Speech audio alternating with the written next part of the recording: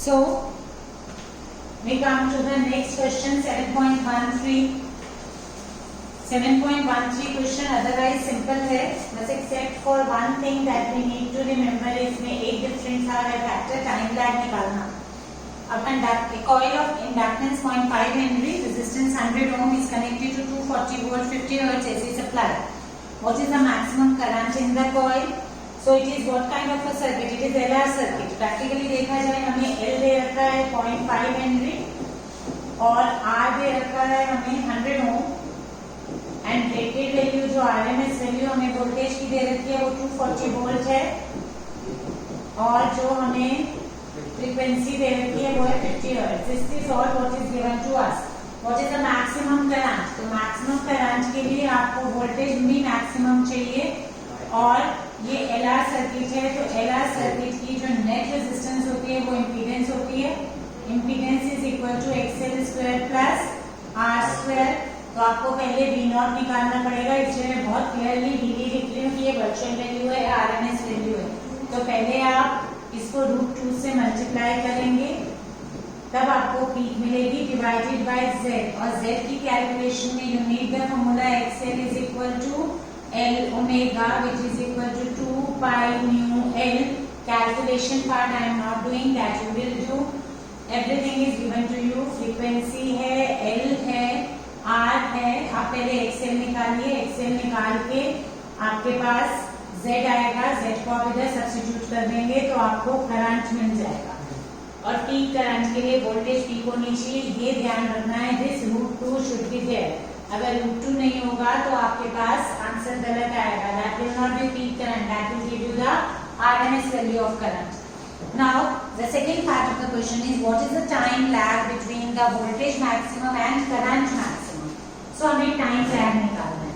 What do you mean by time lag? तो बच्चे आप ये देखिए, ये LR सर्किट है. I told you कि प्योर L में कौन लीड करता है? वोल्टेज. प्योर L में हमारी वोल्टेज जो है वो लीड करती है करंट को by a phase of 90 degree. Fine. अब ये LR सर्किट है तो LR सर्किट में भी वोल्टेज ही लीड करेगी but not by an angle of π/2 but by an angle of phi. The main thing is हमें इम्पीडेंस ट्रायंगल हमेशा ध्यान में रखना है. LR सर्किट का मतलब हुआ इंडक्टेंस डोमिनेटेड सर्किट है, कैपेसिटेंस तो है ही नहीं ना बच्चे. तो जब कैपेसिटेंस है ही नहीं तो LR सर्किट में भी तो रेजिस्टेंस में current and voltage they are in the same phase but inductor में वोल्टेज लीड करती है. तो इसमें इंडक्टर ही तो है तो XL है, XL माइनस XC की बजाय XL है और ये R है, ये Z है. This is fine. फाइन. तो अब हमें जो निकालना है, हमें टाइम लैग निकालना है. टाइम लैग का मतलब बच्चे जो ये फाई हम बोलते हैं कि voltage leads the current by an angle of phi, इस फाई को मुझे टाइम की टर्म्स में कन्वर्ट करना है. जैसे आपका एक पूरा साइकिल होता है बच्चे, जब एक फुल साइकिल ऑफ AC जाता है, आई टोल्ड यू कि एक तो आप इसको टाइम की टर्म्स में याद रखेंगे T/4, T/2, 3T/4 T, और एक आप इसको फेज की टर्म्स में भी करते हैं तो ये 0, π/2, पाई, 3π/2 एंड 2π. फाइन. अब जो हमारा फेज लैग आएगा उसके करस्पॉन्डिंग मुझे उसका टाइम लैग चाहिए. देखिए अगर फेज डिफरेंस होता है π/2 का तो मेरे पास टाइम गैप आता है T/4 का. ये T/4, ये T/2, ये 3T/4 और ये क्या है T. तो यानी phase difference of 2π corresponds to the time difference of T. अगर दो वेव फॉर्म्स में 2π का फेज डिफरेंस है तो टाइम लैग कितना आता है? लैग या लीड, यानी वोल्टेज लीड कर रही है तो करंट में लैग आएगा. तो टाइम कितना, मतलब एक लैग तो ये तो अपने एंगल की टर्म्स में बता दिया कि करंट जो है वो फाई एंगल पीछे चल रहा है या वोल्टेज है वो फाई एंगल आगे चल रही है. हमें उस फाई को कन्वर्ट करना है in terms of times. So a phase of 2π corresponds to the time period of T. Then a phase of phi will correspond to the time of T/2π into phi. ठीक है. And T/2π into phi को बच्चे, what is T/2π? 2 pi by T क्या होता है बच्चे? Omega. तो t by 2 pi is 1 upon omega, so this comes out to be pi upon omega. This is time lag. What you are required to find is pi upon omega. तो phi निकाल के आप omega से divide करेंगे और phi आपका पाई की terms में आएगा, ओमेगा भी आपका 2 पाई बाय टी पुट कर देंगे एंड phi निकालने के लिए आप चाहे cos phi निकालिए चाहे आप tan phi निकालिए, क्योंकि आप r भी आपके पास है, xl भी है, z भी है, एवरीथिंग यू नो। तो cos phi करना है तो r by z कर लो, tan phi करना है तो xl by z कर दो, बट phi की वैल्यू तो निकालनी पड़ेगी। अल्टीमेटली आपको यहाँ पे फॉर्मूला कोई भी यूज कर सकते हैं। cos phi is r by z, tan phi is xl by z. What is tan phi? इसी से आपका tan phi भी तो निकल आएगा, xl by r. tan phi is equal to xl by r, not xl by z, it is xl by r. तो tan phi हो गया xl by r, cos phi हो गया r by z. इन दोनों में जब आप values either of the ten, आपकी चॉइस है, आप देख लीजिएगा, चाहे आप r by z करो चाहे xl by r करो। अगर z नहीं निकालना है xl by r तो बहुत कीजिए, वहां से आपको phi मिल जाएगा and phi by omega is what is required. Time lag is phi by omega. This you need to remember. एक फॉर्मूला अपने पास और डाल देना उस लिस्ट में, that time lag is phi by omega. जो हमने इनिशियली एक लिस्ट बनाई थी उसमें आप time lag भी डाल सकते हैं. Fine.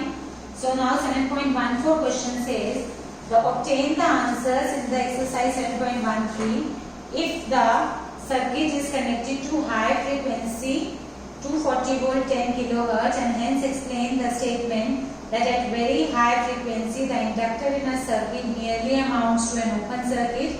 How does an inductor behave in a DC circuit after the steady state? तो अगर आपको याद होगा तो ये मैंने आपको जो प्योर एल कराया था, मैंने वही आपको ये बता दिया था that for the high frequencies the inductor behaves like an open circuit and for the low frequencies of DCs the inductor behaves like a conductor or the short circuit. It's one and the same thing.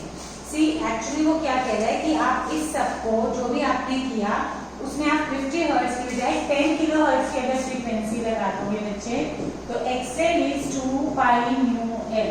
So if nu is very high, it means XL is also very high. तो अगर XL बहुत high होगा तो current हमारा क्या हो जाएगा बच्चे? V by XL या V by Z, whatever you write, V by Z भी करते हैं। अगर LR सर्किट लेते हैं तो V by Z भी करते हैं, तो Z भी अल्टीमेटली डिपेंड तो XL पे ही कर रहा है। सो R square plus XL square कर सकते हैं। प्योर L में ये आता है और LR में ये आ जाता है, ये प्योर L का है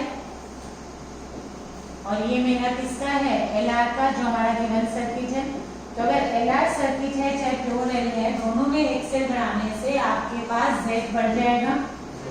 अगर Z बढ़ जाएगा तो करंट हमारा क्या हो जाएगा? Decrease. So Z high means current low, very low, और low current means like open circuit. So inductor behaves like open circuit for very high frequencies. Is this point clear to you?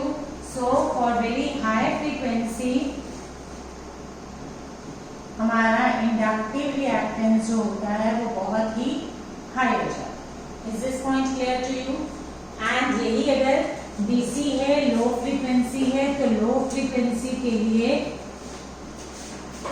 Low frequency और DC के लिए हमारे पास frequency क्या हो जाती है? 0. New for DC is taken to be 0. तो XL tends to 0. It means current is V by XL or V by Z, whatever you write. Current जो है वो हमारा क्या हो जाएगा? Very high. तो current will become very high. It means short circuit की कंडीशन हो जाएगी. सो मैंने आपको लिखवाया था कि inductor behaves like conductor for the low frequencies और शॉर्ट सर्किट या conductor is one and the same thing, कि जब आप उसका ऑब्स्ट्रक्शन ही हटा देंगे तो इट बिहेव्स लाइक कंडक्टर और it behaves like the short circuit. clear to you? Next question, 7.15 is a similar question. I suppose you will be able to do it. जो हमने L के लिए किया वही हमें C के लिए करना है. 100 microfarad capacitor in series with 40 ohm resistance is connected to 110 volt 60 hertz supply. What is the maximum current in the circuit? Similarly जो हमने अभी किया था सेम हो जाएगा हमारा जो हमने L के लिए किया था. ये 7.15 था, sorry 14 था, and now we do the 7.15. तो 7.15 is similar to 7.13. बिल्कुल सिमिलर क्वेश्चन है. XC निकालना पड़ेगा. XC is equal to 1/C omega. You have to find the maximum current. तो maximum current is equal to maximum voltage upon Z. Maximum voltage is VRMS into √2 यानी 110 into √2 divided by Z की जगह आ जाएगा R² plus XC का whole square. Similarly बिल्कुल exactly जो हमारा L का था फॉर्मूले चेंज हो जाएंगे. टाइम लैग इसमें भी वही फॉर्मूला रहेगा. टाइम लैग का 5/ओमेगा. The way we did the previous question जो 13 था वो भी यही था. सिर्फ इसमें एक डिफरेंस आएगा. इधर करंट लीड करेगा और वोल्टेज लैग करेगा. Is it clear? By an angle of phi, not by pi/2 but by an angle of phi, क्योंकि ये CR सर्किट है, प्योर C नहीं है. प्योर C में फेज डिफरेंस होता है 90 डिग्री. बाकी CR सर्किट में फेज डिफरेंस कम हो जाएगा 90 से, इट विल बी 5. जो इसका अगर आप फेजर ध्यान करेंगे और इम्पीडेंस ट्रायंगल बनाएंगे तो ये R, ये XC और ये मेरे पास क्या आ जाएगा Z और ये एंगल क्या आएगा फाई. तो tan phi निकालो चाहे cos phi निकालो. cos phi is R/Z, tan phi is XC/R. ठीक है. इसका अगर आप वैसा बनाते हैं, मैंने नेगेटिव साइड में बना दिया है. ये XC, ठीक है. अगर आप पैरेललोग्राम लॉ लेते हैं तो ये Z आ जाएगा, ये R, ये XC, ये Z. तो ये एंगल फाई वही आएगा. आप कैसे भी कर लीजिए. सो tan phi is perpendicular upon base यानी XC/R और cos phi is R/Z. ये सब हम थ्योरेटिकली भी पढ़ चुके हैं. Is this point clear to you? ठीक है बच्चे, चलेंगे आगे.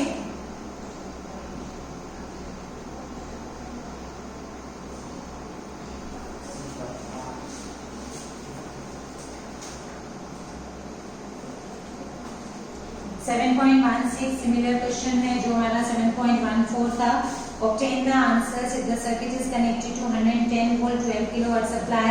Hence explain the statement that a capacitor is a conductor at very high frequencies. Compare this behavior with the capacitor in DC circuit after the steady state.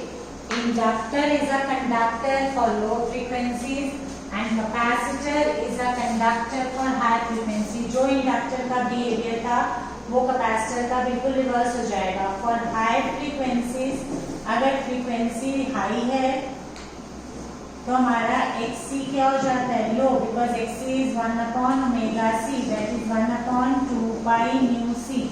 So if nu is high it means XC is low. और अगर XC low है तो current will be high. Current will be V/Z और V/X लिखे हो capacitor के case में. And Z is equal to under the root of R² plus XC का square. Fine. इधर करंट लीड करेगा not by an angle of 90 degree but by an angle of 5. ठीक है.